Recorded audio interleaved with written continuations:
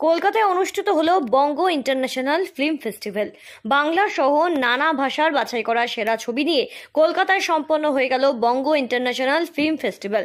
এদিন দেবা entertainment and the movies জংশনের সহযোগিতায় কালীঘাটে একটি প্রেক্ষাগৃহে এদিন এই অনুষ্ঠানের আয়োজন করা হয়, যেখানে সেরা পরিচালক, সেরা নির্দেশক, সেরা নায়ক নায়িকা, সেরা সিনেমা, সেরা কোরিওগ্রাফি এবং সেরা প্রোডাকশন হাউস সহ একাধিক বিভাগে বিভক্ত করে এই দিনের এই অনুষ্ঠানের মঞ্চ থেকে পুরস্কৃত করা হয়।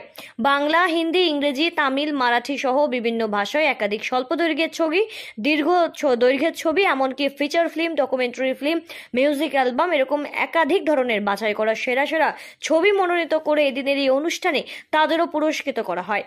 জাতীয় সঙ্গীতের মধ্যে দিয়ে অনুষ্ঠানের সূচনার পরে একে একে বিশিষ্ট বিভিন্ন বিভাগে পুরস্কার প্রদান করা হয় এই দিনের এই অনুষ্ঠানের মঞ্চ থেকে। এবং এর পাশাপাশি এই বঙ্গ ইন্টারন্যাশনাল ফিল্ম ফেস্টিভ্যালের অনুষ্ঠানে সহেলি ডান্স একাডেমির কলাকুশলীদের নাচের তালে মেতে ওঠে উপস্থিত দর্শকরা।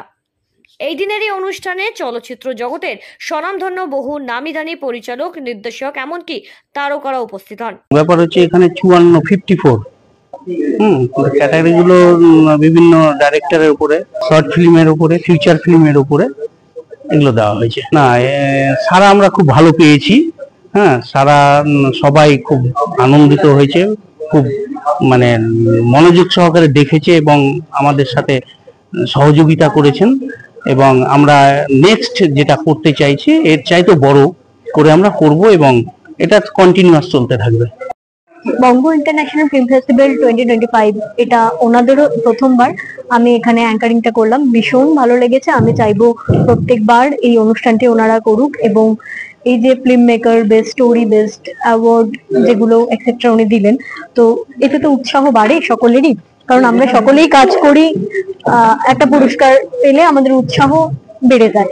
তো আমি চাইবো প্রত্যেক বছর এই অনুষ্ঠানটি ওনারা করুক। তার কর্ণধার এখানে রয়েছেন বিশ্বজিৎ দত্ত এবং টিপু চৌধুরী।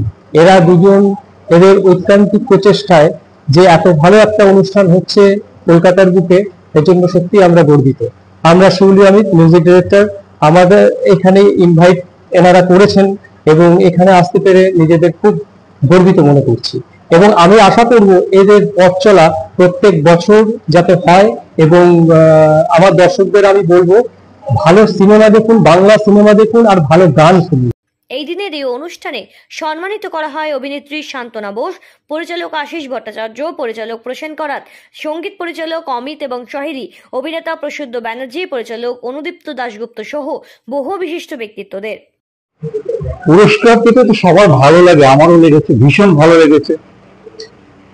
এর আগে ছবি আমার 9টা অ্যাওয়ার্ড পেয়েছে বিভিন্ন ফেস্টিভ্যাল থেকে। এখান থেকে আমার এই ছোট ছবি যেটা ফিচার ফিল্মে ট্রিট হয়েছে, যেহেতু টাইম ওভার হয়ে গেছে, 30 মিনিটের উপরে হয়ে গেছে, 33 মিনিট হয়ে যাওয়ার জন্য এটা ফিচার ফিল্ম ক্যাটাগরিতে খেলতে হয়েছে। তাকে ছবিটার নাম 1-0টা।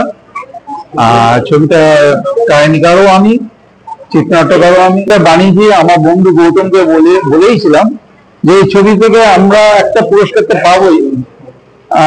আশা করছি বেস্ট ফিল্মটাই আমি পাবো। কালীঘাট থেকে শ্রীঞ্চিরি পোদ্দার রিপোর্ট, সঠিক বার্তা।